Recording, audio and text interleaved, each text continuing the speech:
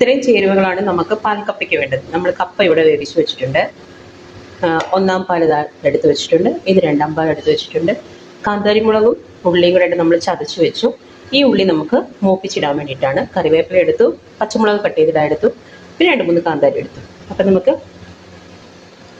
പാൽക്കപ്പ ഉണ്ടാക്കിയാലോ. ഫസ്റ്റ് നമ്മൾ ചട്ടി വെച്ച് കൊടുത്തു. ഫസ്റ്റ് നമുക്ക് വെളിച്ചെണ്ണ ഒഴിച്ചു കൊടുക്കാം. എണ്ണയൊക്കെ ചൂടായി വന്നിട്ടുണ്ട്. കടുക് ഇട്ടു. കറിവേപ്പിലേക്ക് ഇട്ടാം.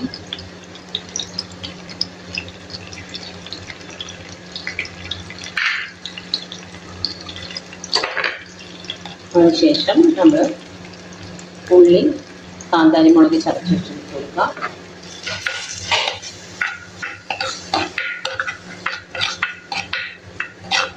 ഒന്ന് ഇളക്കി കൊടുക്കാം. വറ്റൽമുളക് ഇട്ട് കൊടുക്കാം. നന്നായിട്ടൊന്ന് ഇളക്കി കൊടുക്കാം. ഇപ്പം ഉള്ളിലേക്ക് ചെറുതായിട്ടൊന്ന് വാടി വന്നിട്ടുണ്ട്.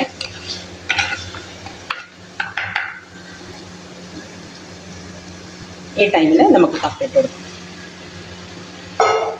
കപ്പയെല്ലാം ഒന്ന് മിക്സ് ചെയ്ത് കൊടുക്കാം. കപ്പയെല്ലാം ഒന്ന് മിക്സ് ചെയ്ത് കൊടുത്തിട്ടുണ്ട്. ഇനി നമുക്ക് രണ്ടാം പാൽ ഒഴിച്ചു കൊടുക്കാം.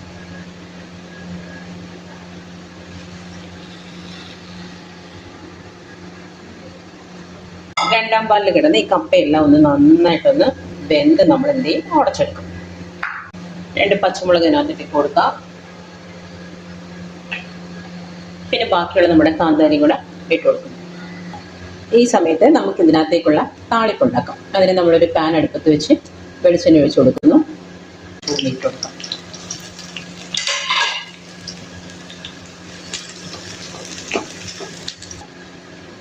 കറിവേപ്പില ഇട്ട് കൊടുക്കാം.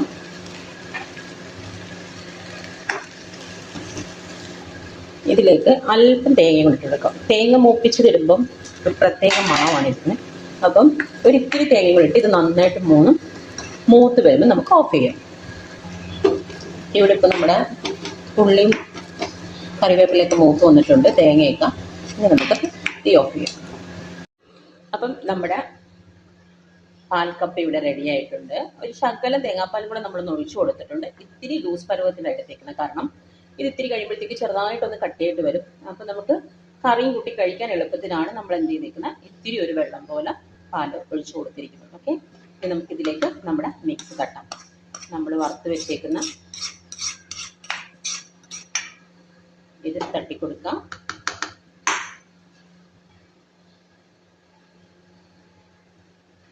അപ്പോൾ നമ്മുടെ പരിപാടിയൊക്കെ തീർന്നു. നമ്മളിവിടെ തീയൊക്കെ ഓഫ് ചെയ്ത് വെച്ചു.